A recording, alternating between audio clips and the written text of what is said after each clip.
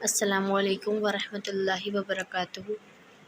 آپ دیکھ رہے ہیں فاطمہ ٹی وی۔ سبسکرائب کیجیے، لائک کیجیے اور کمنٹس کیجیے۔ کربلا میں بی بی زینب کا کردار، سبحان اللہ، اللہ اکبر، ان کا صبر، سلام ہے ان کے صبر پر۔ جب مولا حسین علیہ السلام میدان میں جانے لگے تو کہتی ہیں بھائی نہیں، پہلے بھانجے جائیں گے۔ اپنے دونوں بیٹے آگے کر دیے، اون اور محمد۔ کہتی ہیں نہیں، پہلے بھائی نہیں اتریں گے میدان میں، پہلے بھانجے جائیں گے، اور اپنے بیٹوں کو بھیج دیا۔ شہید ہو گئے ان کے بیٹے، صبر کیا، ایک ایک کر کے سب کو شہید کر دیا۔ کوئی جب باقی نہ رہا تو بی بی زینب تنہا تھیں اور کوئی نہ تھا۔ جیسے ہی یزیدیوں کے لشکر نے دیکھا کہ ان کا کوئی نہیں ہے، صرف امام زین العابدین تھے جو کہ بیمار تھے اور بے ہوش تھے، تو انہوں نے خیموں کو آگ لگا دی۔ جو ہی خیموں کو آگ لگائی تو دیکھتی ہیں ادھر ادھر بھٹکتی ہیں، دیکھتی ہیں کہ کس کو بچاؤں، کیا کروں، پریشان حال، کچھ نہیں کہتی، کوئی شکوہ نہیں کرتی اپنے رب سے۔ جو ہی آنکھ بجھی اور یزیدیوں کے لشکر نے سارے جتنے شہید کیے تھے ان سب کی گردنیں اتار کر نیزے پہ چڑھا دی اور ایک گروہ بنایا، ایک لشکر تیار کیا اور کوفے کی جانب بھیج دیا۔ جیسے ہی کوفے کی جانب سب روانہ ہو گئے تو ویران ایک میدان تھا، کٹی پٹی لاشیں، کچلی لاشیں تھیں اور جلتے ہوئے خیمے تھے۔ بی بی زینب کہتی ہیں کہ جدھر دیکھوں وہاں کہیں بیٹے پڑے ہیں، تو کہیں بھانجے، تو کہیں بھتیجے، تو کہیں بھائی۔ جو ہی خیموں کی آگ بجھی تو اس کی جو زریں تھیں، اس کی جو خاک تھی، اسے اس نے سر پہ لگا لیا کہ اس سے ہی ہمارے سر ڈھک جائیں، کیونکہ وہ یزید، وہ ملعون، کیونکہ وہ چادریں چھین چکے تھے۔ سیدہ کی بیٹی جن کو کسی نے کبھی نہ دیکھا تھا، آج وہ بے پردہ کھلے آسمان کے نیچے بیٹھی ہوئی تھی۔ کبھی جلتے ہوئے خیموں کو دیکھتی تو کبھی میدان کو دیکھتی، پھر جیسے ہی خیموں کی خاک بھی سب مٹ گئی تو دیکھتی ہیں کہ خیمے جل گئے، تو تصور کرتی ہیں، سوچتی ہیں وہ کل کا عالم جب جگمگا رہے تھے ان کے خیمے، بھانجوں سے، بھتیجوں سے، چھوٹے ننھے بچوں سے، بھائیوں سے۔ اس وقت کو یاد کرتی ہیں اور روتی جاتی ہیں۔ تھوڑی دیر میں دیکھتی ہیں کہ سیاہ سایہ پھیلتا جا رہا ہے، رات کی تاریکی آتی جا رہی ہے، شام ڈھلتی جا رہی ہے، وہ غمگین شام جو کہ قیامت تک اس شام کو یاد کیا جائے گا۔ پھر رات آنے لگی تو اس کو تاریخ میں اس کو نام دیا گیا ہے شام غریباں، یعنی کہ غریبوں کی شام۔ وہ غریب جو جنت کے شہزادے ہیں، نواسائے رسول ہیں اور اہل بیت ہیں، پنجتن پاک ہیں، وہ آج زمین پہ کٹے کچلے پڑے ہیں۔ جو ہی رات ہوئی اندھیرا پھیل گیا اور غم بڑھتا چلا گیا، تو کوئی بھی نہ تھا، لشکر تو چلے گئے تھے، صرف 25 بیویاں تھیں جن میں بچے اور عورتیں تھیں۔ جو ہی بی بی زینب نے اتنا اندھیرا دیکھا تو کہتی ہیں کہ کوئی درندہ میرے اپنوں کو کچل کے کھا نہ جائے، پہلے ہی کٹے پٹے بے کفن پڑے ہیں۔ تو وہ دیکھتے ہیں کہ پوری خاک میں جگہ جگہ ڈھونڈتی ہیں کہ کوئی ڈنڈا، کوئی ایسی چیز مل جائے جس سے میں ان کی حفاظت کر سکوں۔ تو انہوں نے ادھر ادھر ہاتھ مارا تو انہیں ایک ٹوٹا ہوا چاقو ملا۔ جو ہی چاقو ملا تو اسے ہاتھ میں پکڑ کے چکر لگانے لگی ارد گرد ان لاشوں کے کہ کوئی درندہ ان کو نقصان نہ پہنچا دے، پہلے ہی اتنا نقصان کر چکے ہیں۔ تھوڑی دیر میں دیکھتی ہیں کہ دور سے تاریکی میں کوئی آ رہا ہے، تو فوراً علی کا لہجہ اختیار کر کے عباس کی ہمت اور حسین کی بہادر بہن بن کر پوچھتی ہیں کون ہے تو؟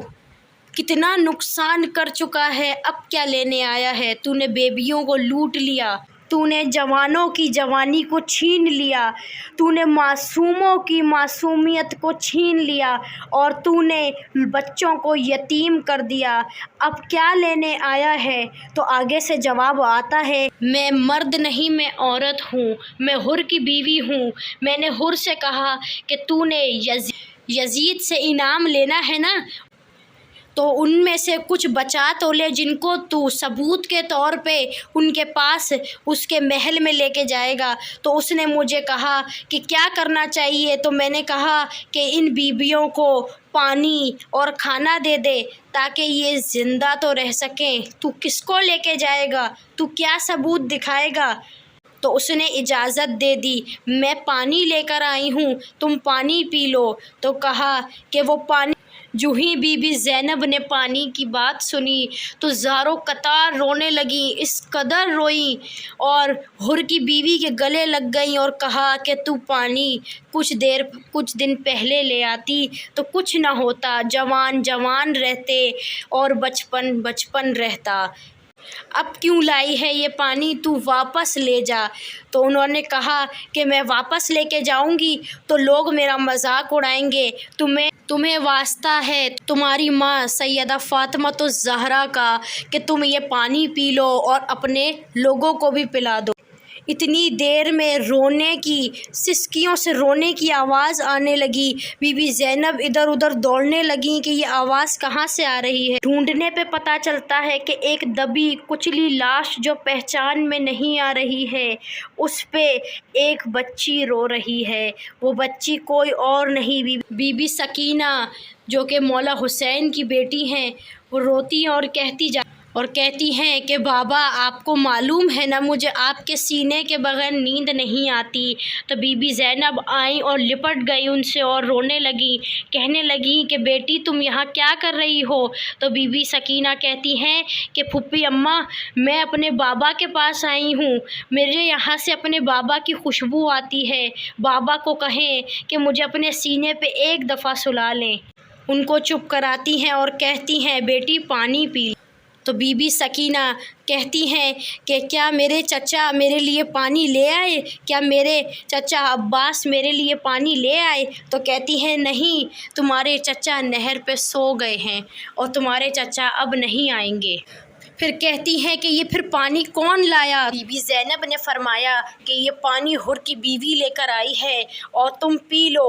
تو بی بی سکینہ نے دوسرا سوال کیا کہ آپ نے پیا پانی اور لوگوں نے پیا؟ تو انہوں نے کہا نہیں، میں نے اپنے نانا سے سنا تھا کہ جو کچھ کھانے اور پینے کو ملے تو بڑوں سے پہلے چھوٹوں کو دو۔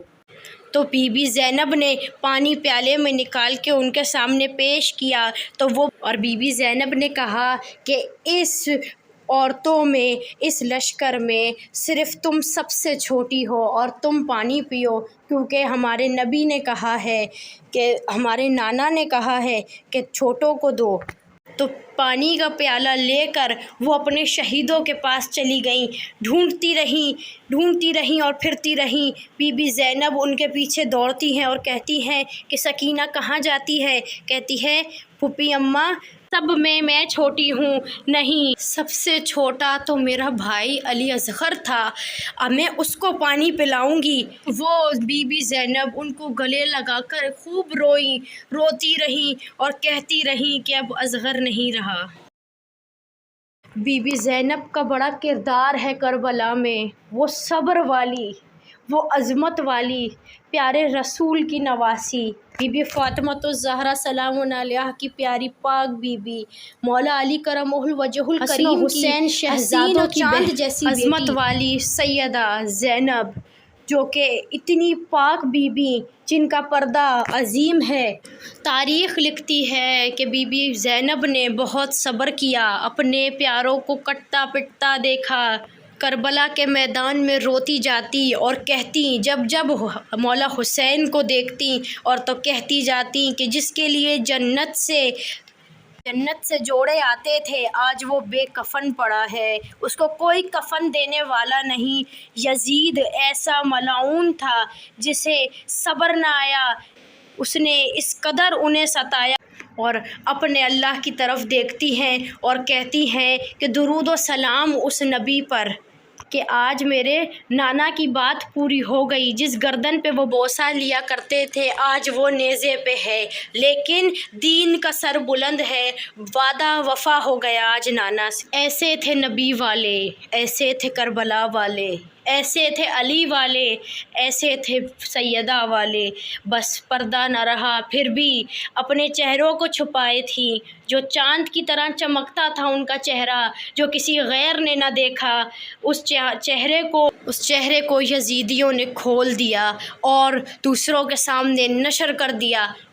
اللہ ہمیں بھی اپنے چہرے چھپانے کی توفیق عطا۔ سیدہ زہرا تمہاری پردہ داری کو سلام، اور سلام ان پر جو ان کے شہدائے کربلا ہیں، سلام ان پر جو ان کے جوان ہیں، سلام ان پر جو ان کے معصوم بچے ہیں، سلام ان پر جو اہل بیت ہیں، اور سلام ان کے صبر پر۔ خدا حافظ۔ مولا نگہبان۔